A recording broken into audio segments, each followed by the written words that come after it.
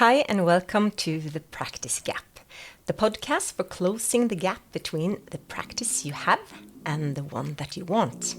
I'm Elisabeth, a chiropractor, a business owner, coach and entrepreneur on a mission to help you move from frustration and overwhelm to clarity, focus and joy in practice. 3, 2, 1, yeah.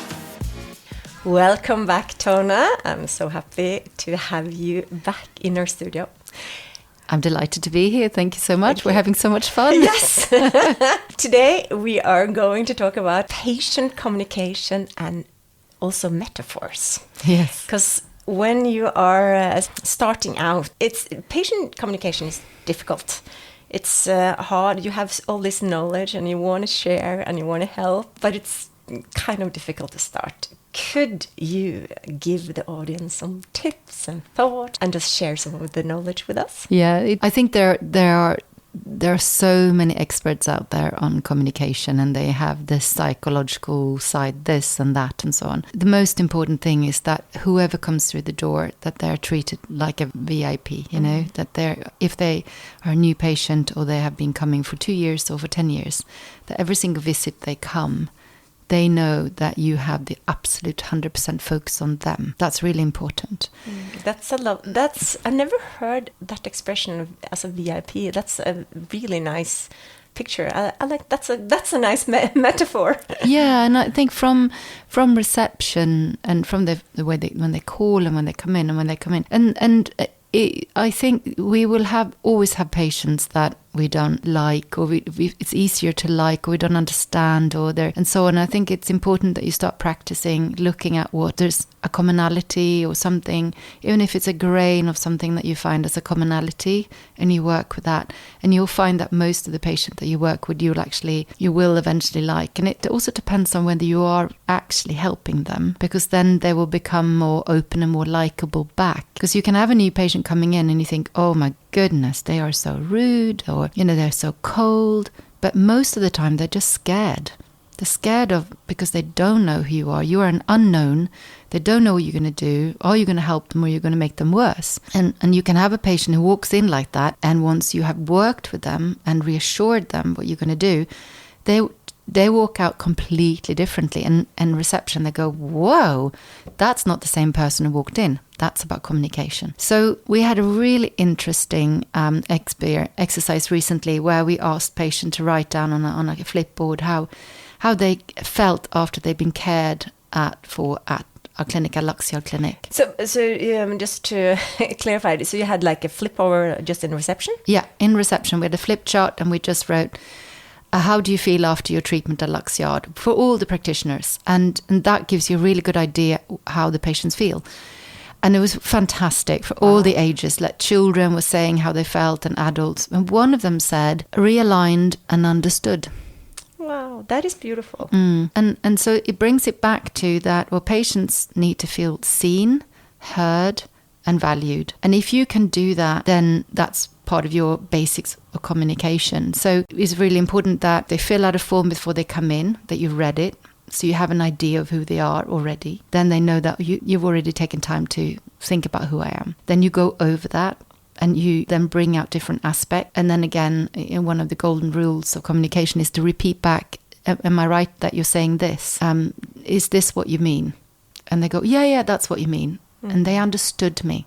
They heard me. And then to patient-centered care is about looking back at what are you struggling with? What's your pain? And pain could be the physical pain you have, or what you're unable to do in your life. Are you able to turn around in bed? Are you able to go into the car? Can you lift your children? Can you work? Can you ride your horses? And be very, very mindful of that. That are the things that they're unable to do. And your goal is to help them to find a way back so they can do those things. And if they know that each time they come in, your prime job is to help them to gain some, their life back, or be the best version of themselves that they can be. That's our motto and our practice. Then they know that, you got their back, and I think that's part of the communication. So do you have any concrete questions you mentioned telling back to the patient that is this what you're, to clarify, is this what you're saying? Do you have any other like good questions as that, especially new chiropractors can use to check that you're actually on track? I think it's really important that for a new patient, that you have a really good questionnaire that patients fill out before they come in. And then you go over that and you go, can I just understand what you mean with this? And very often they've said they have right leg, and then you go back and go, tell me about it. What's it like? Is it deep? Is it sharp? Is it tingling? Is it the whole leg? Where is it? And also by doing that, you're probably the first person who's ever inquired that of them, I know a lot of chiropractors, they're a little negative to using an intake form or like a questionnaire. What are the benefits in your eyes to using an intake form? It's incomparable. First of all, it saves you time, because then they can sit at home and do it when they can think about it. When we used to do it, when we had paper notes, they would do it in the practice and then they forgot. But now you send it as a PDF file? Yeah. It goes in automatic through our system. And in that, I also have life questions. How do you sleep? What's your energy like? What's your mood like? And I also have questions like, what are your goals with this treatment? What would you like to achieve? So I have all those questions already. And then I dig into that. That makes it a lot easier for the first time. It's just so much easier, because I have an hour with a new patient, because for me, that first time I meet them, it's absolutely essential that I get under the skin. Who are you? What's your issues? Where do you come from? 70% of people's problems are stress. So I will need to understand that. Where is your stress? Where's that coming from? Is it short? Is it long? Has it been going on for a long, long time? What's going, getting an idea, getting the grip of someone, because then I can help them better with whatever advice and support I'm going to give. Mm-hmm. Yeah. So for me, that's been incomparable. And adding, apart from the back pain and neck pain, how they work, how many children they have. The ages of the children will give me an idea if they're lifting them on their right hip every day, or whether they're lifting them in and out of the car. All of a sudden you have a life context that can help you go, okay, I need to give you that, instead of, so you can really, really see them and help them. When you have, the patient have been coming to your practice for a while, they're all happy-go-lucky, and you have easily flowing conversation about this and that, and then you suddenly realize they have cancelled the next appointment. And they usually come in once a month for maintenance, or once every third month, and then they're gone. And you suddenly one day, it's like, what happened to Mrs. Jones? What do you do then? Do you contact them? Do you have a follow-up thing you do for the patients who kind of suddenly disappear? I don't, because I'm so busy. I don't have time. But I do think that I get a lot of intuitive sense about what might be going on. And sometimes these patients pop up in my head, and then I give them a call. Yeah. So, are you okay? I've been thinking about you. I haven't seen you for a while. So if there's someone you're thinking, and this is not, there's something off here, I just give them a call and say, are you okay? Because they genuinely know that I care. A lot of practitioners, they are afraid to picking up that phone, to take that phone call to say, like, are you okay? When you have done this in the past, how do the patients react? They're so grateful. They're so grateful because someone actually cared about them. And if you ring from the center of, are you okay? Is there anything I can do to help you? Is there anyone else I can refer you to? It's very different from, why are you not coming to see me? Yeah, those are definitely two different mindsets. There's two different mindsets. So if you ring with that in mind, if you really genuinely worry about them and you think, is there anything, how are you? What can I do? And that's, again, going back to what I keep saying about you are in service. If you are a patient-centered chiropractor, and I would call it a principal chiropractor, you are in service for your whole life to the people you care for. When you use the term principal chiropractor, that's not a term that I've been familiar with in Norwegian. Could you just explain what you mean by that? This is slightly controversial because I think that principal chiropractor there are lots of people who use it differently. For me, it's about being patient-centered, that what can I do to help my patient? And their care, whether they see me or not, is the most important. Whether they see one of my colleagues, whether they see another practitioner, or whether they go out and get care somewhere else. That to me is principle, and that you're treating them for their best.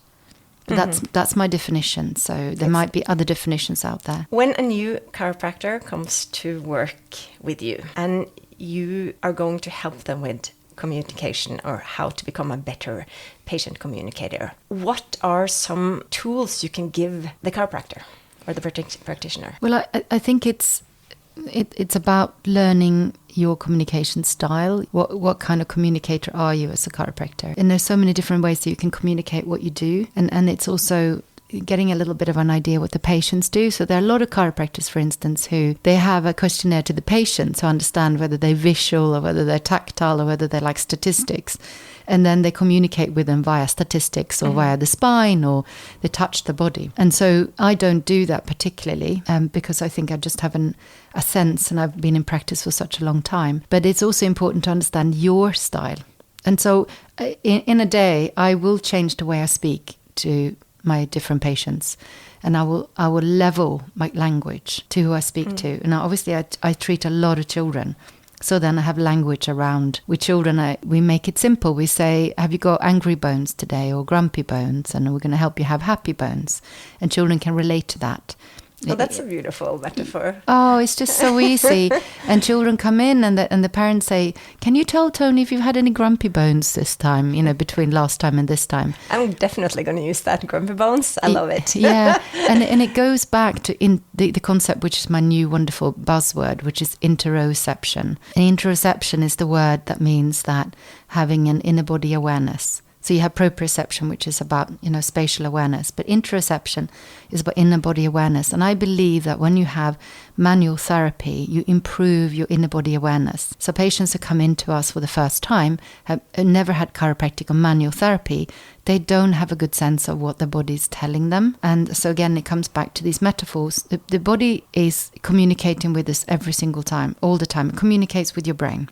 So it might be your heart, it might be your digestion, it might be your hand or your foot or whatever. Usually people are brought up in what I call, paracetamol and plaster culture. If it hurts, take a paracetamol or have a plaster and it goes away. And if you've been brought up in what we would call the chiropractic model, you have been brought up to listen to what your body is telling you. So when you're treating children from newborn and upwards, they can come in at the age of 3 and say, Tona, I have something funny going on my neck here.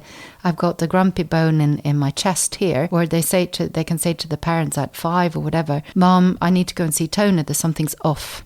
And for me, that's so beautiful because they have been brought up with listening to the language, the communication that the body tells them. Adults who come to us, they don't have that. They have been switched off from the brain down and they don't really listen to body. And they're also being taught, don't make a fuss. Never mind, it will be better tomorrow. It'll get better tomorrow. And eventually it builds up and then you have a dam that just explodes. And that's usually what happens to patients. And that is a metaphor. And being able to speak to patients about these metaphors. I treat a lot of children who have emotional stress and they get explosions. So I talk about that and let's say that there are children who have learning difficulties or some kind of special needs where life is really hard to navigate. Every day they have to navigate so many hurdles. By the end of the day, they are exhausted and they're a little bit like a pressure cooker that's about to explode. And you just touch them and go bang, bang, And when you help them with chiropractic care, you can help to take away some of the stresses that builds up because of the navigation that they have to do. And so if we can explain it that way, people can understand it, that's a pressure cooker problem. Equally, so it depends on your language when you're communicating with a patient. What you get a sense of what they like, what they listen to, what makes sense to them. And you have to find your language. And again, as I said in a previous podcast, go and shadow, if you're a new chiropractor, go and shadow as many chiropractors as you can. Listen to their language. Soak it in. And my stepbrother, Håkan Sigrell, he did his PhD on something called tacit knowledge. Silent knowledge. That's the knowledge that experienced chiropractor gets from working for many years, learning from others and learning generally. And that's the experience that they can share with younger graduates.